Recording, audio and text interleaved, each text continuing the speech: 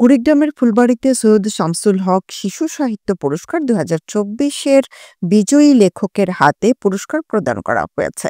শুক্রবার উপজেলার উত্তর বড়ভিটা গ্রামের সৈয়দ হক মঞ্চে পুরস্কার প্রদান অনুষ্ঠানের আয়োজন করে কবি সৈয়দ শামসুল হক কালচারাল ক্লাব। একই অনুষ্ঠানে কল্যাণকর কাজের জন্য গুণীজন সম্মাননা ও পাঠাগারের সেরা পাঠকের হাতেও পুরস্কার প্রদান করা হয়েছে। পুরস্কার প্রদান অনুষ্ঠানে সভাপতিত্ব করেন কবি সৈয়দ শামসুল হক কালচারাল ক্লাবের সভাপতি সুনীল চন্দ্র রায়।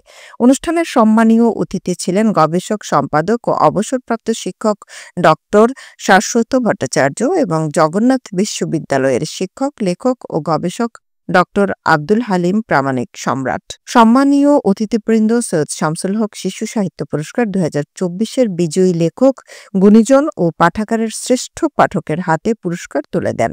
এ সময় গীতিকার তৌহিদুল ইসলাম, পাঠাগারের সভাপতি বিনোদ চন্দ্র রায়, কবি সৈয়দ শামসুল হক কালচারাল ক্লাবের সাধারণ সম্পাদক সাংবাদিক জাহাঙ্গীর আলম, সাবেক সাধারণ সম্পাদক হাবিবুর রহমান দুলাল এবং বঙ্গভাষা লেখক জাদুঘরের পরিচালক ও সাংবাদিক মাহফুজুর রহমান উপস্থিত ছিলেন।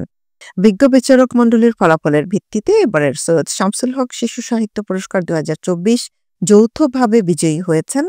বিজয়ীরা হলেন সবুজ মানুষ রহস্য বইয়ের জন্য শিশু সাহিত্যিক নিলয় নন্দী ও অক্সিজেন বইয়ের জন্য শিশু সাহিত্যিক আক্তারুল ইসলাম।